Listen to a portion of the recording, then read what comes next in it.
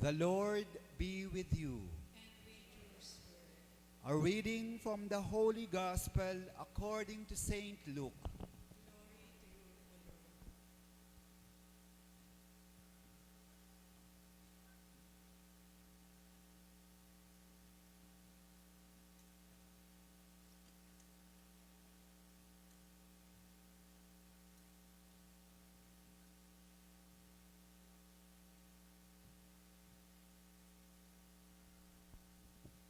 The apostles said to the Lord, "Increase our faith." The Lord replied, "If you have faith the size of a mustard seed, you would say to this mulberry tree, 'Be uprooted and planted in the sea,' and it would obey you. Who among you would say to your servant who has just come in from plowing or tending sheep in the field, 'Come here immediately and take your place at table'? Would he not rather say to him, 'Prepare something for me to eat. Put on your apron and wait on me while I eat and drink. You may eat and drink when I am finished'? Is he grateful to that servant because he did what was commanded? So should it be with you. When you have done all you have been commanded, say, 'We are unprofitable servants. We have done what we were obliged to do.'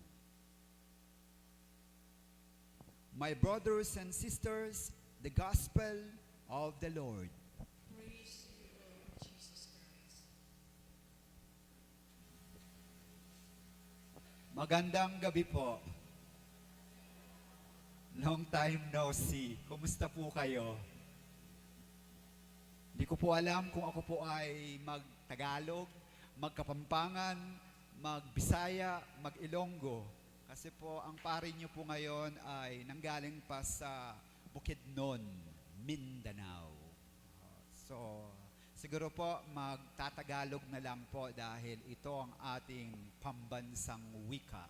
At nalalaman ko po na marami sa atin dito ang hiyang salitang Tagalog o Filipino. Tama po ba? Simulan ko po sa isang joke para tumawa po kayo. No? Joke. Sinasabi ko na pong joke para hindi kayo maging seryoso. May isang mama nagtanong ng direksyon. Sabi niya dun sa napagtanungan niya lalaki, "Mama, tanong ako, saan ba ang hospital dito?"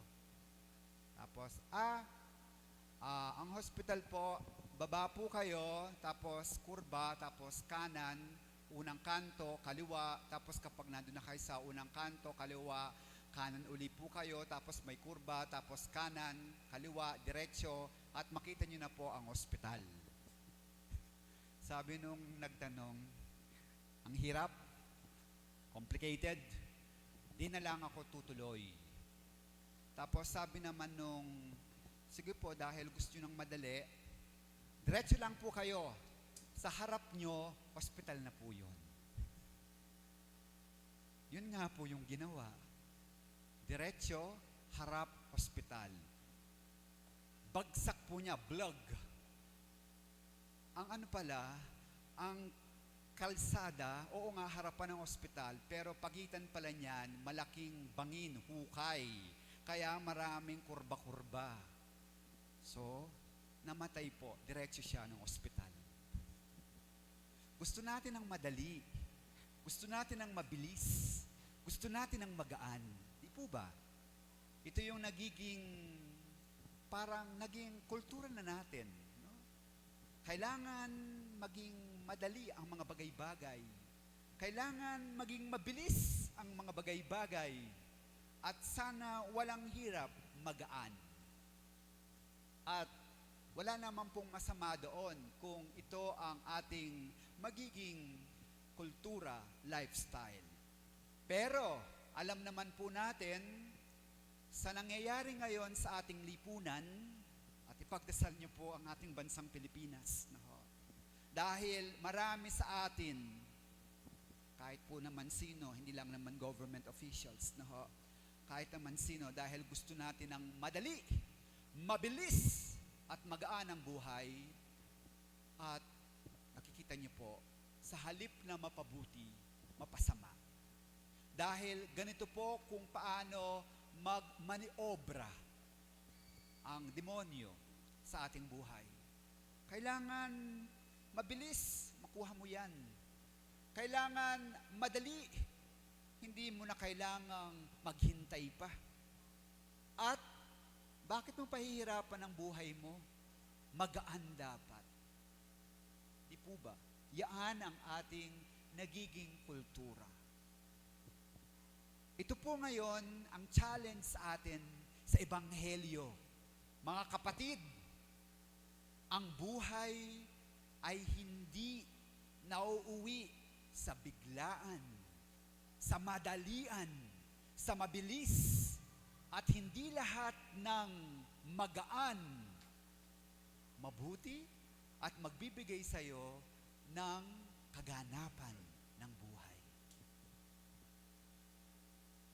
Sa Ebanghelyo po ngayon, inahilintulad ang ating pananampalataya sa isang binhi ng mustasa. Okay? Nakakita na po kayo ng binhi ng mustasa, no? Maliit po yan, parang, ano lang ho yan, parang sand, no? Parang buhangin, at kailangan ng microscope. Dito sa atin, kapag tumubo yung mustasa, parang gulay lang po yan, na kapamilya po ng pechay yan, parang ganyan na kaliit, no? Pero yung sa Israel, sa whole land, yung mustasa, mustard seed, nagiging puno po yan.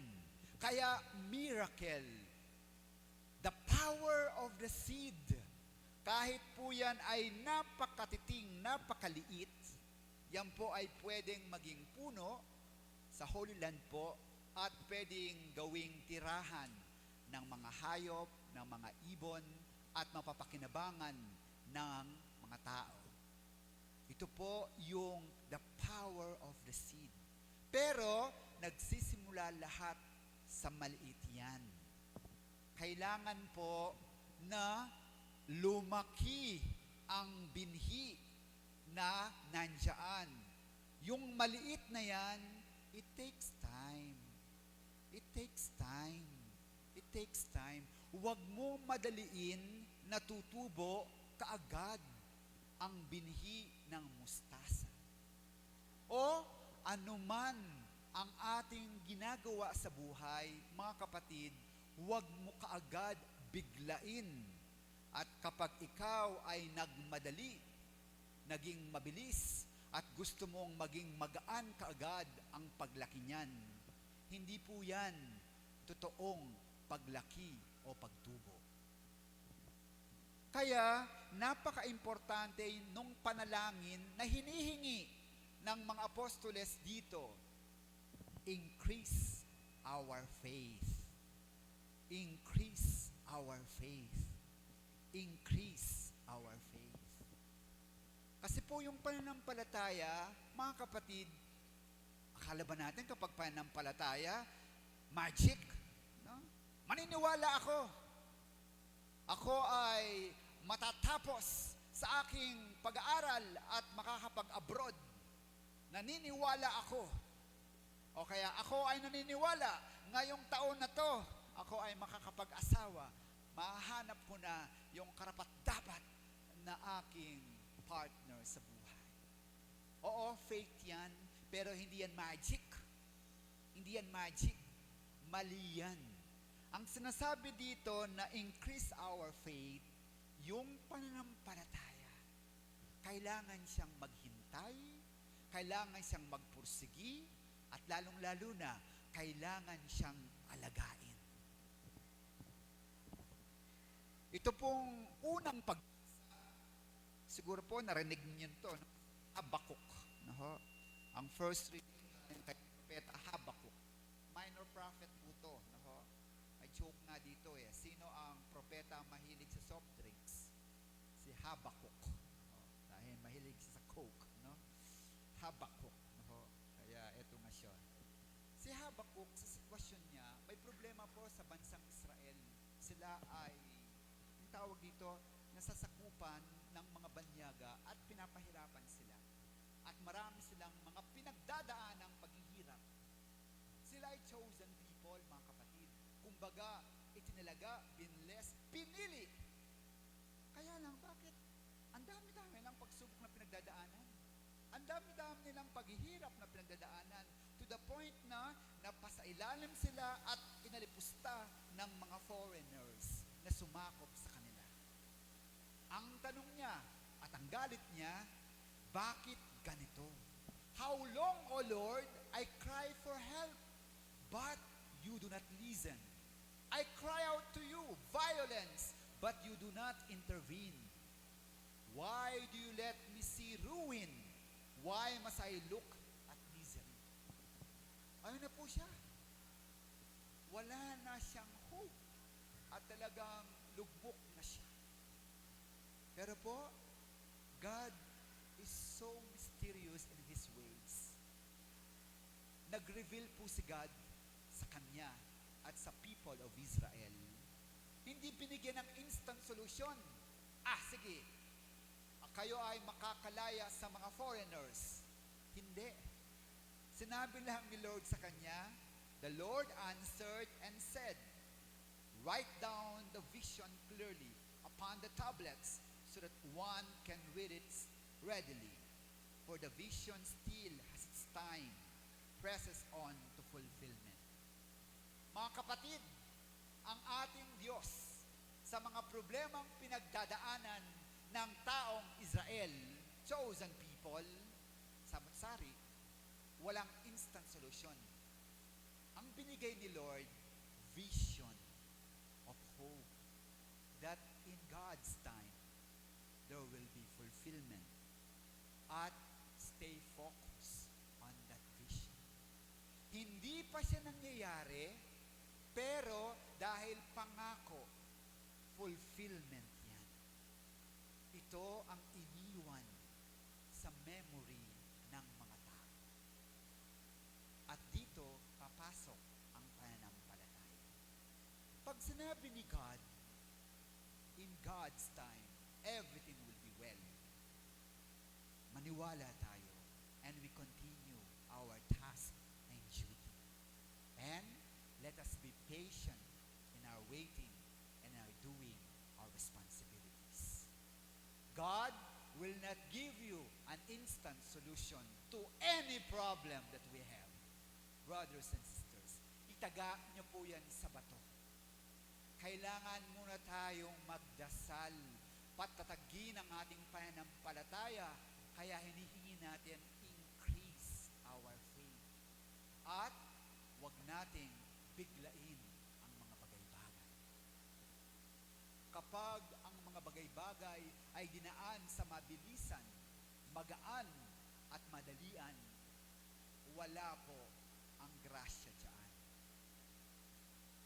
Kaya po, sa misering ito, let us ask for the grace of patience. Pasensya, pasensya, pasensya.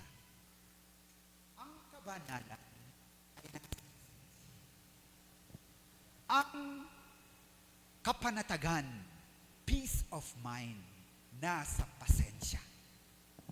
Na sa ating paghihintay, mangyayari ang mabubuti at mangyayari ang kaganapan ng pangako. Halimbawa po, sa ating buhay, sa mga may problema po dito na pinagdadaanan, sa halip na kayo ay mainis, magalit, o mawalan ng pag-asa, pasensya in God's time. Magbabago ang sitwasyon ng pamilya, magbabago ang relasyon nyo ng mag-asawa, o magkakaroon ng kaliwanagan at asenso sa inyong buhay, pero kailangan tayong magpasensya at ipagpatuloy ang ating responsibilidad bilang mga Kristiyano. Panghuli po sa ating ebanghelyo, ang ating pananampalataya, gaya ng sinasabi ko, hindi ito parang one tamad na tayo lang ay maghihintay sa pagbagsak ng bayabas sa puno at nga lang tayo. Kailangan tayong magtrabaho. At ang pagtatrabaho natin, huwag nating pairalin ang ating mga sarili, kundi let us rely on God's grace, on God's time, and on God's wisdom. Oo, kailangan natin ng diskarte sa buhay. Kailangan natin ng abilidad sa buhay. Pero kapag nakikita natin na ang sarili natin ang sentro at mali-mali na ang ginagawa natin, kahit ano pong gawin nating asenso o pag-unlad, mga kapatid, kailanman tayo ay hindi magiging tunay na ganap. Kaya at the end of the story, pagkatapos nating ibigay na lahat kay God, sabihin pa rin natin, Lord, we are unprofitable servants. We have done what we were obliged to do. Ibig sabihin, lahat po ng grasyang ito ay bigay ninyo. Hindi po ito sa akin. Kaya napakaganda po, no? Alam ko po, balang araw, you will be not just only emotionally, spiritually blessed, but you will also be materially blessed.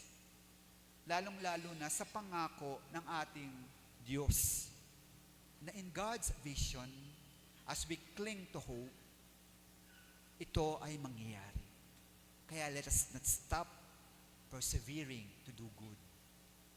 At tama din po, and I end, ang sinabi po ni Cardinal Luis Antonio Tagle, yung mga benefits, yung mga blessings na nakuha natin sa ating paglilingkod sa gobyerno, o kaya yung blessings na tanggap natin, nandito po yung mga servant leaders sa ating parokya, o kaya sa ating pag-aaral, nakita natin na blessings po yan, binibigay yan. Pero, hindi yan pag-aari natin. Ang mga bagay-bagay, ang mga opportunities, ang binhi na binigay sa atin na tumubo at lumago, mga kapatid, ito ay hiram lamang. At sa paghiram na ito, huwag nating solohin at huwag tayong makontrol ng mga bagay na ito. Kaya, kung kayo po ay magiging mayaman, mapopromote, o magkakaroon kayo ng mga projects sa ating gobyerno, sa ating simbahan, sa ating community, hindi po yan perks. Oo, blessings yan, pero hiram lamang po yan. Stewards tayo. At sasabihin natin kay Lord, after we have served, Lord, I am unprofitable servant. I have done what I am obliged to do. In the end, God is the one in control.